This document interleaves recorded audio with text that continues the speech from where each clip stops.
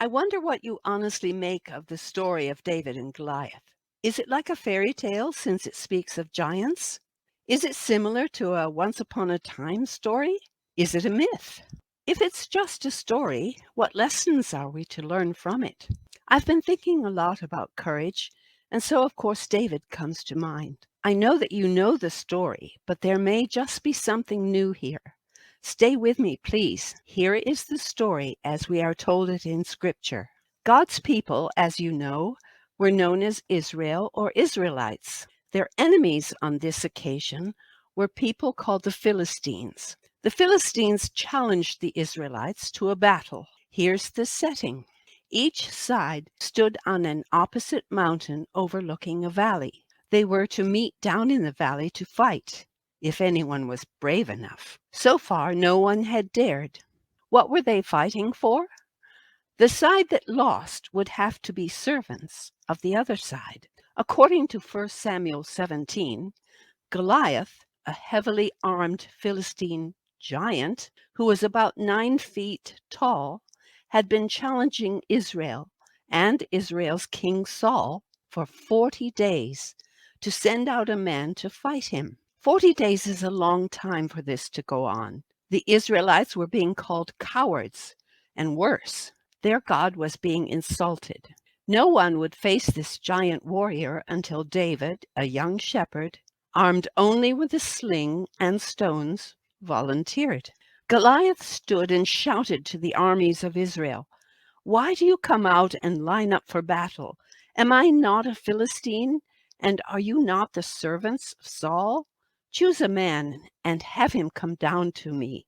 We pick up the story from Scripture, 1 Samuel 17, verse 9. Goliath says, "If he is able to fight and kill me, we will become your subjects. But if I overcome him and kill him, you will become our subjects and serve us." Then the Philistine giant said, "This day I defy the armies of Israel.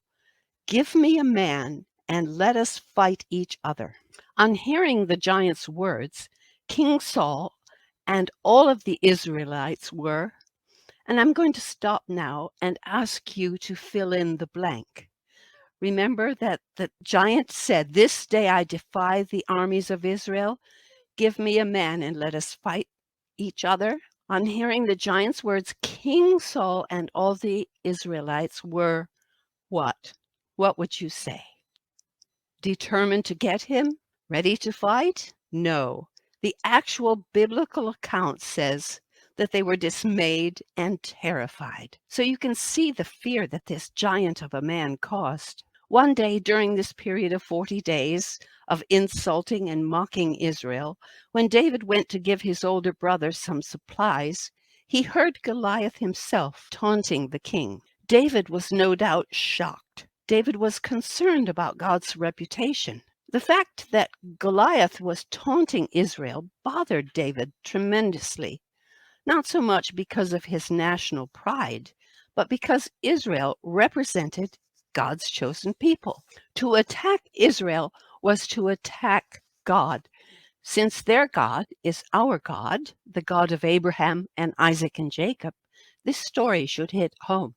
When David first saw Goliath, he asked, "Who is this pagan Philistine anyway, that he is allowed to defy the armies of the living God?"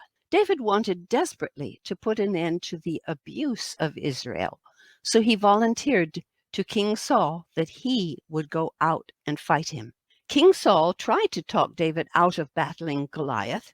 In fact, he said, "Don't be ridiculous." But David told the king about his experiences while shepherding. David was able to persuade him. David had killed both lions and bears, even rescuing a lamb from the mouth of a bear, and using his own strength to strike down the bear and kill it.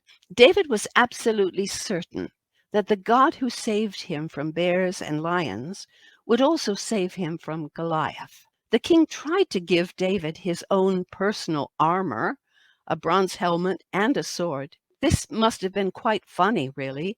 Remember, Goliath was over 9 feet tall, and the armor was made for him. David was just a young boy. David tried them on, but found that he could not walk with all that metal because he wasn't used to it. I think that King Saul felt that David didn't stand a chance, but he gave his permission for David to fight. After all, no one else was willing. And so David went into battle with no armor and no weapon to protect himself. He was absolutely confident that God was with him. Do you think he might have prayed very earnestly before going into battle? Certainly. He knew that size doesn't matter if God is on your side. Goliath was highly offended that Israel would send someone so young to fight him. He laughed at David. Being laughed at is very hard. Have any of you ever been laughed at or mocked? It's horrible. Goliath swore against David and David's God, and spoke of the birds eating David's flesh. This did not apparently cause David to tremble at all. And so the situation was this: a young shepherd who wears no armor at all fights an enemy warrior who is a giant. Goliath wears a coat of armor weighing about 126 pounds. That may have been about the weight of David himself. Just the point of Goliath's spear weighed about 30 pounds. When David rejected King Saul's armor, it was as if he was rejecting human strength. He chose the armor of God. David selected one of the 5 stones he had in his pouch, aimed his sling, and ran toward Goliath. He was no doubt shouting that he came in the name of the Lord, the God of Israel. His stone hit the giant in the forehead and killed him. When I began this lesson, I asked whether you thought the story of David and Goliath was a fairy tale or myth.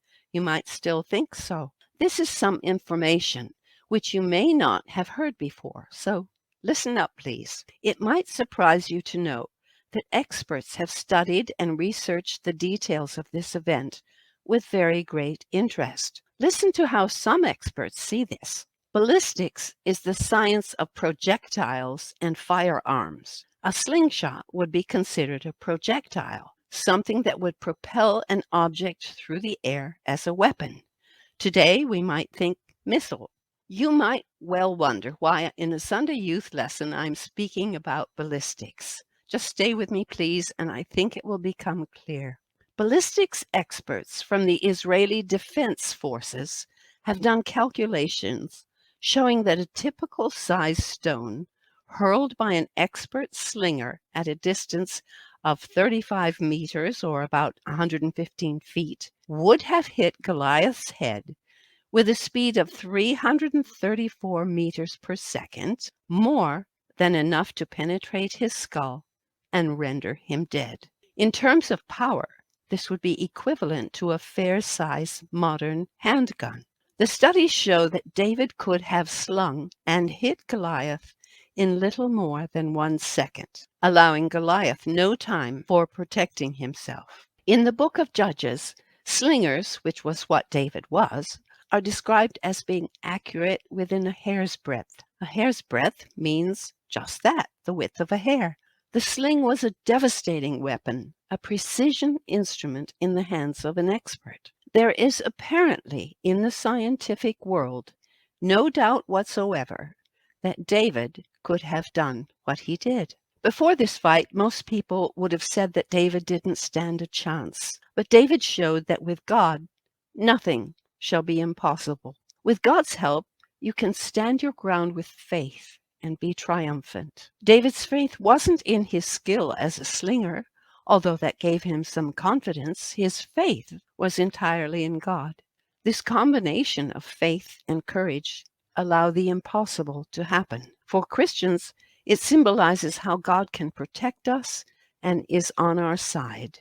David said this, "I have the Lord on my side." We know that we're not required to fight real giants. Our battles are of another kind. Let's call them spiritual. We have to fight the evil of lies and persuasion to do evil things. Prayer is a super valuable resource and weapon and should be our go-to whenever we need help. Courage is an amazing quality which God honors and respects. We should have it near the top of our lists of things to aim for and ways to please God.